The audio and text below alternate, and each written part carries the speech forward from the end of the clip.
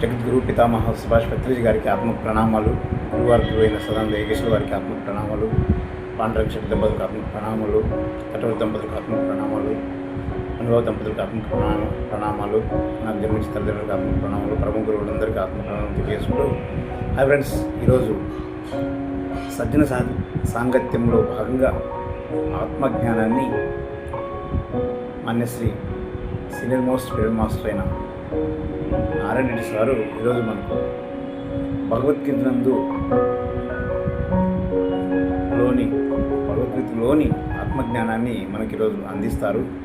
So ఆత్మజ్ఞానం మనం తెలుసుకొని మనం కూడా దాన్ని పాటిస్తూ 10 మందికి ధ్యానం కూడా బోధించాలని ప్రార్థిస్తూ ఈరోజు వీడియో చేస్తున్నాను.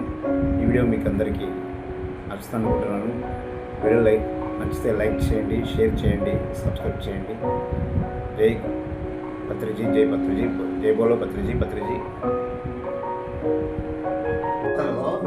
నేను తిరుపతిలో చిన్మయ వైస్ ప్రెసిడెంట్గా ఉండేది. భగవద్గీతలో ఎన్ని అధ్యాయాలు ఉంటాయో తెలియదు. వరుసగా 18 అధ్యాయాలు చెప్పగలిగి ఉన్నారు, చెప్పలేదు. భారతంలో 18 పర్వాలు చెప్పలేదు. రామాయణంలో ఎన్ని కాండాలు ఉంటాయి? 7 కాండాలు అంటే వేరే విషయం. మనము ఎవరు బ్రహ్మపదానికి అర్హులు అనేది మాట్లాడుతున్నాము. మొట్టమొదటి శ్లోకం ఏమిటంటే, బుద్ధ్యా విశుద్ధయా యుక్తో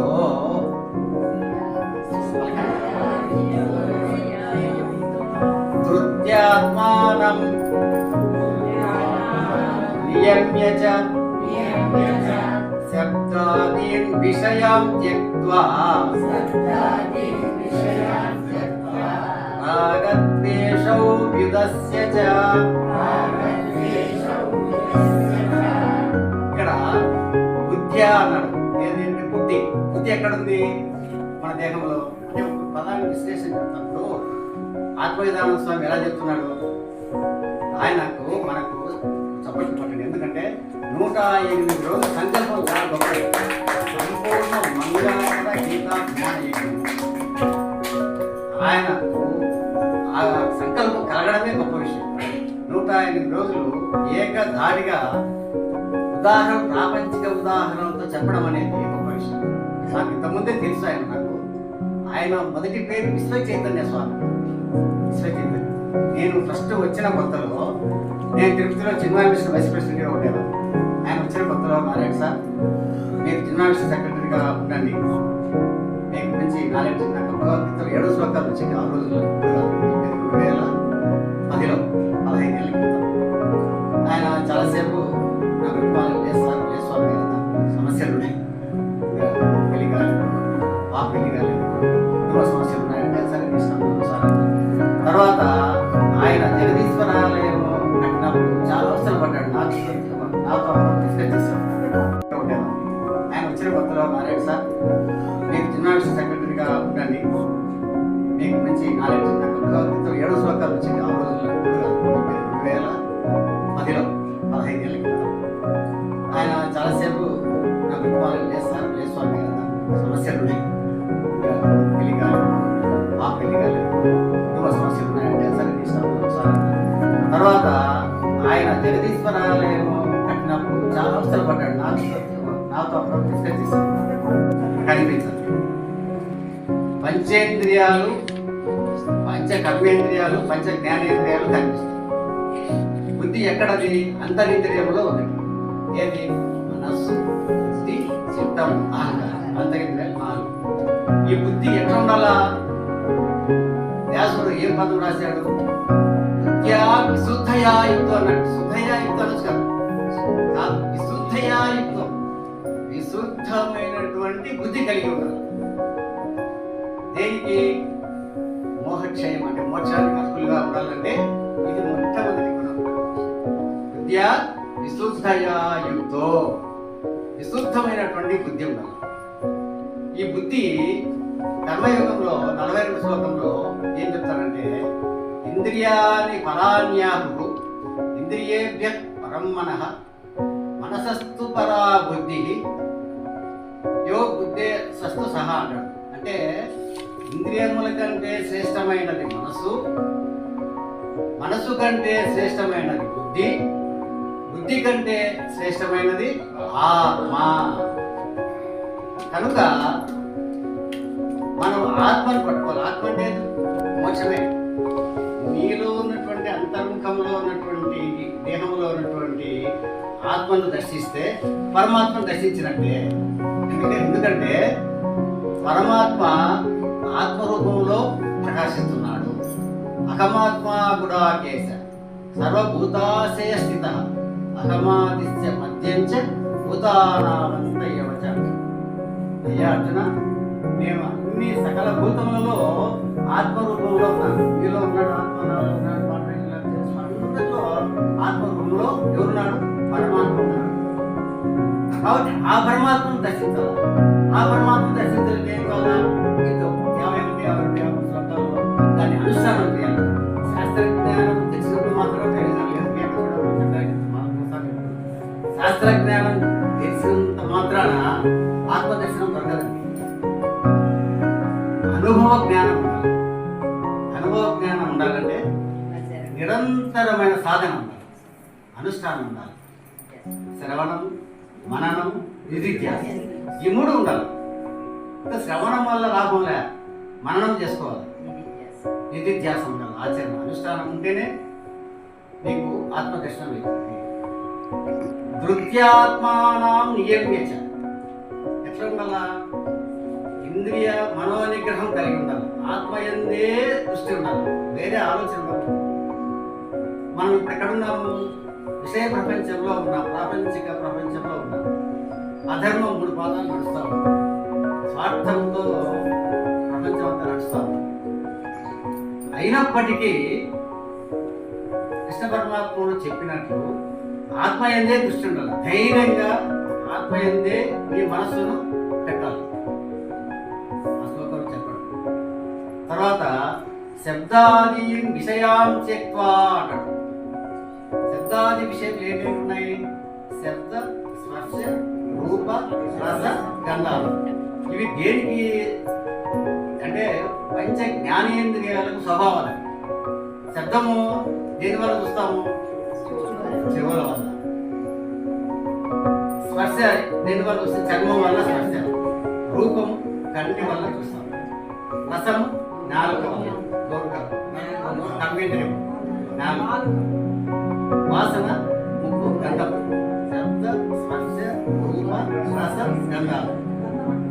గంధం అంటే అట్లా అది పంచభూతాలకు చేసుకోవాలి. ఇక్కడ మనం పంచ జ్ఞానేంద్రియాలకు అనువర్తిస్తాం. ఇక్కడ శబ్దాది విషయాం త్యక్త్వా రాగద్వేషం విదర్శించాలి. అంటే శబ్దాది విషయములందు ఆసక్తి లేకుండా ఉండాలి. మనము ఓన్లీ చెడు వినకు, చెడు ఆలోచించకు, అదే పద్ధతిలో ఉండాలి. కానీ మనం ఏం చేస్తున్నాము అంటే మనం అంటే అని కాదు, ఆ విధంగా ఉండకూడదు. మనం లేదు, జ్ఞానంగా ఉన్నాం కాబట్టి ఆ విషయాలను ఆసక్తి ఉండదు. నేను అందరూ ఉంటాను. కొంతమంది అట్లా ఉన్నప్పుడు నీకు మోక్షానికి మోక్షం కానే కాదు. వ్యామోహాలనే పడి ఉంటాము. భర్త వ్యామోహం, భార్య వ్యామోహం, ధన వ్యామోహం, స్త్రీ వ్యామోహం, రకరకాల వ్యామోహాలు ఉంటాయి. మోక్షం అంటే ఏం లేదు, మోహక్షయమే మోక్షం. భజగోవిందంలో ఇంకొక పర్యాయపదం ఏముంది? మోహక్షయమే మోక్షము అంటాడు. మోహక్షయం అని మోహ ముద్గరము అంటాడు. భజగోవిందానికి పర్యాయపదము మోహ ముద్గరము అంటాడు. ముద్గరం అంటే ఏమి? గొడ్డలి. వ్యామోహాలను గొడ్డలతో ఛేదించేటువంటి, కాబట్టి మోహ ముద్గరం అన్నారు. భజగోవిందానికి పర్యాయపదం ఒకటి. భజగోవిందంలో అత్యద్భుతమైన శ్లోకాలు ఉన్నాయి. కట్టే కుట్టే తెచ్చే, అంటే మన జీవితంలో ఉన్నటువంటి విషయాలను ఆకలింపు చేసుకుంటే అది గుర్తుకు రావాలి. మనకి తప్పు చేయలేమండి. ఎటువంటి పుస్తకం తప్పు చేయలేము. ఆల్రెడీ చేశాము. నేను పర్ఫెక్ట్ అని చెప్పలేను. నేను కూడా మానవుడు కాబట్టి ఎవరు తప్పు చేస్తాను. నేను కూడా తప్పు చేశాను. తప్పు చేసిన దాన్ని మళ్ళా గట్టి తెచ్చుకోకూడదు, అంటే మర్చిపోవాలి. గతం గత, మళ్ళీ భవిష్యత్తుగా ఆలోచించి వర్తమానంలో జీవిస్తున్నారు. పత్రిక గారు వర్తమానంలో జీవిస్తున్నాం. రేపు ఏం జరుగుతుందో ఎవరికి తెలియదు. నలినీతల గత జలం అతి తరలం, తద్వజ్జీవితం అతిశయ చపలం, విద్ధి వ్యాధి అభిమానగ్రస్తం, లోకం శోకహతం సమస్తం. లోకము శోకంతో కూడుకుంది నాయన. అని ఎవరు చెప్తున్నాడు? కాదు, శంకరాచార్యులు ఒక వృద్ధ బ్రాహ్మణునికి కాశీ నది తీరంలో శిష్యులతో పాటు పోతుంటే ఆయన డుక్కురం కర్ణి అనుకుంటుంటే నాయన ఈ వయసులో వ్యాకరణం కాదురా, పాణిని రాసిన సంస్కృత వ్యాకరణం కాదు నాయన, నువ్వు భజ గోవిందం భజ మూఢమతే సంప్రాప్తే సన్నిహితే కావాలి నహి రక్షతి డుక్కురం కర్ణి అని ఆసుగా ఆ శ్లోకం వచ్చింది. నెక్స్ట్ శ్లోకం కూడా ఆత్మవేదాంతం చెప్పాడు. మూఢ అనేది అక్కడే కాదు, రెండో శ్లోకంలో కూడా వస్తుంది. మూఢ జహీహి ధనాగమ తృష్ణ పురుషత్పత్తిం మనసి తృష్ణ లభసే నిజ కర్మోపాత్తం విత్తము తేన వినోదే. ఎక్కడ ధనం సంపాదించవద్దని చెప్పలేదు శంకరాచార్య. అది ఎట్లా ఉన్నా ధనం సంపాదించుకోకుండా ధనము రావాలనే తృష్ణ వదిలిపెట్టున్నాయన. ఎంతవరకు ఈ ధనం ఎన్ని కోట్లు ఉండేవాళ్ళు చాలా మంది నాకు తెలుసు, కోటీశ్వరులు హైదరాబాద్ ఆనందంగా లేరు. మనమే ఇంత ఆనందంగా కూర్చొని మాట్లాడుకుంటాం. కోటాను కోట్లు 100 కోట్లు 1000 కోట్లు ఉండేవాళ్ళు కూడా వాళ్ళు ఏమాత్రం ఆనందం లేరు. నిరంతరం ఆ ధనాన్ని కాపాడుకోవడంలోనే శ్రద్ధ చూపిస్తుంది జీవితం అంతా. ఎట్లా ఆనందంగా ఉంటారు? అందుకే ధనాగమ తృష్ణ, ధనం రావాల తృష్ణ వదిలిపెట్టు మురుడా, న్యాయంగా సంపాదించిన ధనముతో నీ మనస్సును సంతృప్తి పరచుకో అని క్లియర్గా చెప్పడం జరిగింది. ఇక్కడ బుద్ధ్యా విశుద్ధయా యుక్తో కృత్యాత్మానాం నియమ్య చ శబ్దాదీన్ విషయాన్ త్యక్త్వా రాగద్వేషౌ విదస్య చ. శబ్దాది విషయములందు ఆసక్తి లేకుండా ఉండాలి. వదిలిపెట్టాలి, ఆసక్తి లేకుండా. త్యక్త్వా అంటే వదిలిపెట్టాలి. రాగద్వేషౌ విదస్య చ, రాగము ద్వేషం ఉండదు. విదస్య చ అంటే వదిలిపెట్టాలి. మన రాగము ద్వేషం ఉందా? మనకు వదిలిపెట్టినామా? అది మనం ఎవరంతా కూడా పరీక్షించుకోవాలా, అంతర్ముఖంగా వెళ్ళాలా. నాకు తెలిసింది ఎవరంతా తెలియని కొట్టను. శాస్త్రజ్ఞానం ఉండవచ్చు, అనుభవ జ్ఞానం అయితేనే రాగద్వేషాలు లేకుండా పోతాయి. అంతటా అందరిలో ఆత్మ సమానంగా చూడాలా. పాఠరంగంలో విజయశ్వరులు నీళ్ళు నాలో అందరూ ఆత్మను సమానంగా చూసి చెప్పాడు కదా ఆయన. విద్యా వినయ సంపన్నే బ్రాహ్మణే కవిహస్తి సునిచైవ స్వభాగే చ పండితా సమదర్శన నడే ప్రపేదన. వినయ సంపన్నుడైనటువంటి వాడు బ్రాహ్మణుని యందు, గోవు యందు, ఏనుగునందు, కుక్కనందు, కుక్క తినే చండాలుని యందు సమదర్శనం కలిగి ఉండాలి. మనకు ఉన్నదా? ప్రతి ఒక్కరు పరీక్షించుకోవాలి. ఉండాలా, ఉంటేనే మోక్షాన్ని కనపడవు. అది మనం చిత్తలు పరీక్షించుకోవాలి. ఎవరంతా కావాలి అట్లా ఉంటే తప్ప ఆత్మజ్ఞానం కలగదు. రాగద్వేషం విదస్య చ, రాగము ద్వేషం. ఏ రాగము? అనురాగము. నా భార్య, నా బిడ్డ, నా కొడుకు, ఎవరు బిడ్డ నువ్వు చూసుకోవాల్సిందే. సంసారంలో ఉన్నాం కాబట్టి సంసారం నా బిడ్డకు బాగాలేదు, ఎవరు చూడాలా? తండ్రి ధర్మం. ఆడ మన ధర్మం వస్తుంది. ధర్మ అర్థ కామ మోక్ష చతుర్విధ ఫల పురుషార్థాల్లో ధర్మం. ధర్మంగా చూడాలా, నీ బాధ్యత. నా బిడ్డకి అది వచ్చిందంటే నాకేం సంబంధం, నేను భగవద్గీత చదువుతాను, నాకు ఆత్మజ్ఞానం కాదు, అది కాదు. అది చెప్తున్నా, అది తప్పదు, చూడాల్సిందే బాధ్యత. కానీ అటాచ్మెంట్ ఉండదు. డిటాచ్మెంట్గా చూడు. నీదేముంది నీ చేతుల్లో, నువ్వు చూడు. ధర్మం నీకు చూడాలి. నీ భార్యకు కానీ బిడ్డకు కానీ బాలేకపోతే చూపించాల, తప్పదు. అది అక్కడ అంటే సమయోచితంగా మనం ఆలోచించాలి. ఎందుకంటే జ్ఞానం, శాస్త్ర జ్ఞానం ఉంది కాబట్టి ధనం అప్లై చేయాలి, మన అనుష్ఠానం ఆచరణలో పెట్టాలి. అప్పుడు అంటదు, మనం ఏమంటదు? ఆ యొక్క భావన అంటదు. నా కొడుకు, నా కూతురు అనే భావన అంటదు. కాతే కాంత కస్తే పుత్ర సంసారోయం అజీవ చిత్ర కస్యత్వం కహ కృత ఆయాత తత్వచింతయ తదిహ ప్రాతః అని 10 శ్లోకం. నీ భార్య ఎవరయ్యా, నీ కొడుకు ఎవరు, నీ కుమార్తె ఎవరు, సంసారం అతి విచిత్రమైనది ఓ ముఠుడా, ఓ సోదరా. తత్వచింతయ తదిహ ప్రాతః, ఓ సోదరా అటువంటి చింతన చేయి, అటువంటి ఆలోచించు. ఆ విధంగా ఆలోచిస్తే మనకు అంటుకో. ఎట్లా ఉంటుంది? తాగురా కింద నీటి బుట్టులాగా ఉంటుంది. Attachment with detachment. ఆ విధంగా ఉంటే మనకు ఆనందం ఉంటుంది. లేకపోతే అయ్యో నా కొడుకు ఇట్లా అయిపోయినాయి, నా బిడ్డ అట్లా అయిపోయినాయి, నా భార్య ఎట్లా అయిపోయినాయి, నా భార్య క్యాన్సర్ వచ్చింది, నువ్వు బాధపడితే అవుతుందా? కాదు కదా. నువ్వు ప్రయత్నం చెయ్యి, భగవంతుడు వదిలిపెట్టు. నీలో ఉన్నటువంటి అంతర్ముఖంగా వెళ్ళిపో. ఉత్తరగీతలో ఒక శ్లోకం చెప్తాడమ్మా, బహిర్భ్రామ్యతి త్యక్త్వా దేహస్థమీశ్వరం. బహిర్భ్రామ్యతి త్యక్త్వా దేహస్థమీశ్వరం స్వగృహే పాయసం త్యక్త్వా భిక్షామణతి దుర్మతి. అంటే దాని అర్థం ఏంటంటే, దేహంలో ఉన్నటువంటి ఆత్మను, ఈశ్వరుడు అంటే ఆత్మ, దేహంలో ఉన్నటువంటి ఆత్మను వదిలిపెట్టి బయట తిరుగుతున్నాడు పిచ్చోడు. ఎట్లా? ఏ విధంగా? స్వగృహే పాయసం త్యక్త్వా, ఇంట్లో ఉన్నటువంటి పాయసాన్ని వదిలిపెట్టి భిక్షం అడుకున్నాడు. ఎవడు? దుర్మతికి, బుద్ధి లేనాడు. ఇంట్లో పాయసం చేసినారు, పాయసం తినుకోకుండా భిక్షం అడుకుంటున్నాడంట దుర్మతికి. అట్లా ఉంది. మనలో ఉన్నటువంటి అంతరాత్మ, ఆత్మను చూడకోకుండా బయటంతా తిరిగితే ఏం లాభమయ్యా అంటాడు ఉత్తరగీతలో స్పష్టంగా. అంటే దానికి సాధన ఏమి? ధ్యానమే. నువ్వు ధ్యానం చేస్తే నీలో ఆత్మను దర్శించవచ్చు అని ఉద్దేశం చెప్పడం ఉత్తరగీతలో క్లియర్గా చెప్పాడు. అట్లా రాగద్వేషం విధస్థిత, రాగము ద్వేషం వదిలిపెట్టాలి. ద్వేషం ఏమో వస్తుంది మనకు. ఏంది? వాడు బాగున్నాడే, వీడు బాగున్నాడే, వేరే వాళ్ళ గురించి ఆలోచించవు. నీవు తెలుసుకో. దేహానికి అనారోగ్యం అందరికీ వస్తుంది. రమణ మహర్షి లాంటికే వచ్చింది, రామకృష్ణ పరమహంసకు వచ్చింది. వాళ్ళ దేహ భ్రాంతిలో లేరు. వాళ్ళకి వచ్చినా కూడా దాని దేహం కాదనుకున్నారు. ఆత్మస్వరూపం నిన్ను తెలుసుకో అంటాడు రమణ మహర్షి. రమణ మహర్షి ఉపదేశాలలో ఒక వర్డింగ్ రాస్తాడు ఆయన. వాళ్ళమ్మ రోజు మగపుతుంటే ఒక 4 రోజులు ప్రాధేయపడతా ఉంటాడు. కర్త అయిన పరమేశ్వరుడు, ప్రతి గుర్తు పెట్టుకోవాలి, కర్త అయిన పరమేశ్వరుడు వారి వారి ప్రారంభ కర్మానుసారం జీవులను ఆడించుచుండును. జరగవలసినది ఎంత అడ్డుపడినను జరిగే తీరును, జరగదానిది ఎంత ప్రయత్నించినను జరగదు, దానికి మౌనమే శరణ్యమని పెద్ద హెడ్లైన్స్తో ఆ పుస్తకంలో పెద్ద హెడ్లైన్స్ పెట్టారు. రమణమహర్షి ఉపదేశాలు చదవండి. అది ప్రతి ఇంట్లో బోర్డు ఉంది. ఇప్పుడు కూడా పెట్టుకున్నాను, నేను పెట్టుకొని తీసేసాను. ఉండాలి ప్రతి, అంటే అది గుర్తుకు వస్తుంది. ఏం నీ చేతుల్లో ఏం లేదు, నిమిత్తం మాత్రమే. జరుగుతుంది, జరగదు. దానికి మౌనమే శరణ్యం. మౌనం అంటే మౌనం కాదు, ఆయనకి మౌనం, మౌనస్వామి కాబట్టి ఆయన ధ్యానంలో ఉంటాడు. మనకి మౌనం కాదు, మనం ప్రపంచంలో ఉన్నాం కాబట్టి ఎవరికి బాగాలేకుండా చూసుకోవాలి, ప్రయత్నం చేయాలి.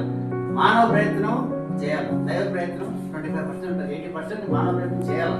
మనం ప్రయత్నం చేస్తాము. ప్రయత్నం చేసినా మనం అనుకున్నట్టు జరగకపోతే ఏం చేయలేము. తాను ఒక్కటి తలిచినా దైవం ఒకటి తలుచు కాబట్టి మనం బాధపడాల్సిన అవసరమే లేదండి. రెండో శ్లోకము, వివిక్త సేవీ లగ్వాసి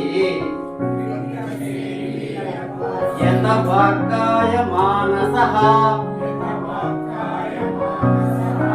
ధ్యానయోగ పరో నిత్యం వైరాగ్యం సముపాశ్రితః. వివిక్త సేవి అన్నాడు. వివిక్త సేవి అంటే పరిశుభ్రమైనటువంటి ఏకాంత ప్రదేశంలో ఉండాలి. అంటే మనకు అత్తే చెప్పినట్టు సామూహిక ధ్యానం తప్పని కాదు, సామూహిక ధ్యానం మంచిదే. సామూహిక ధ్యానం చేస్తే అందరి విషయాలు తెలుస్తాయి. ఇప్పుడు పండుగ చెప్పినట్టు ప్రతి ఒక్కరు మాట్లాడాలన్నమాట, ప్రతి ఒక్కరు ధైర్యంగా రావాలి. ఇప్పుడు ఆయన చెప్తున్నాను కదా, పంచేంద్రియాలను తెలుసుకోవాలి. పంచ కర్మేంద్రియాలేమి, పంచ జ్ఞానేంద్రియాలేమి, పంచభూతాలేమి, పంచ ప్రాణాలేమి, పంచ ఉపప్రాణాలేమి, ఈ దేశంలో ఏముంది? 72,000 నాడులు, 2,72,000 నాడులు పత్రిక గారు చెప్పారు. ఆ నాడులు మొత్తం 72,000 నాడులు తెలుసుకోవాల్సిన అవసరం లేదు. ఏముండాలి ఏ కథ తెలుసుకోవాలి. ప్రతి ఒక్కరు చెప్పగలగాలి. తెలుసుకుంటే అది మన దేశంలో ఉన్నటువంటి విషయాలు తెలాలి ఆ విధంగా. కాబట్టి ఇక్కడ వివిక్త సేవి అంటే పరిశుభ్రమైనటువంటి ఏకాంతంలో ఉండాలి. లఘ్వాసి సాత్వికాహారము తీసుకోవాలి. సాత్వికాహారం అంటే లఘు, అది కూడా సాత్వికాహారం అని కుంభాలు లాగించడం కాదు, కడుపునే కాదు. మితాహారం, అది కూడా మితాహారం. మితం ఉన్నాడు, అతి సర్వత్ర పడితే ఏ మితాహారం, అది మనకు మితాహారస్య యుక్తచేష్టస్య కర్మసు స్వప్నావతస్య యోగో భవతి దుఃఖం యోగం సిద్ధించాలంటే యుక్తాహారం యుక్తచేష్టస్య యుక్తమైన కర్మ, యుక్తమైన తిండి, యుక్తమైన నిద్ర, యుక్తమైన మెలకువ, అన్ని యుక్తం బాగా చెప్పాడు అక్కడ. ఇక్కడ వివిక్త సేవి లఘ్వాసి అంటే ఏమి? లఘ్వాసి అంటే మితమైనటువంటి సాత్వికాహారం, అది శాకాహారమే.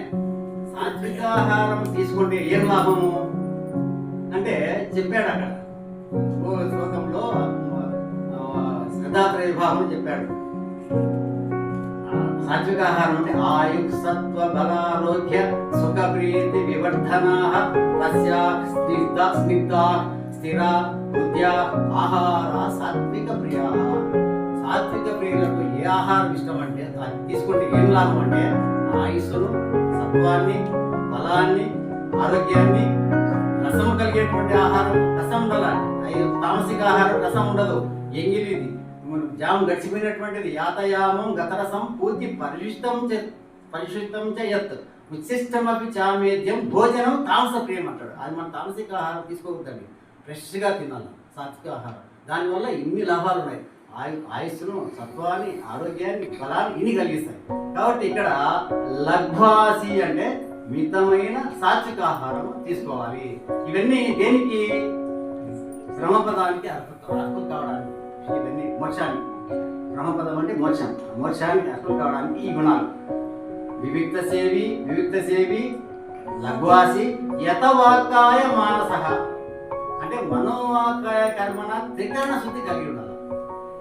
ఏది నువ్వు మనసులో ఆలోచిస్తున్నావో అదే మనసుతో, మన వాక్కుతో మాట్లాడాలి. ఏది మాట్లాడుతున్నావో అదే దేహంతో చేయాలి, శరీరంతో చేయాలి. యతవాకాయ మానస అంటే మనోవాకాయ కర్మన త్రికరణ శుద్ధితో చేయాలి. ఏది చేసినా కూడా. ఏది చేసినా అంటే కాదు, ధర్మబద్ధంగా ఉండాలి. మళ్ళీ ఏది చేసినా అంటే రాదు మోక్షం. ధర్మబద్ధంగా ఉండాలి, అధర్మబద్ధంగా ఉండకూడదు. మనసా వాచ కర్మన తెలుసు మేడం చెప్పండి. మనసా వాచ కర్మన మనోవాకాయ కర్మన ఆ విధంగా ఉండాలి.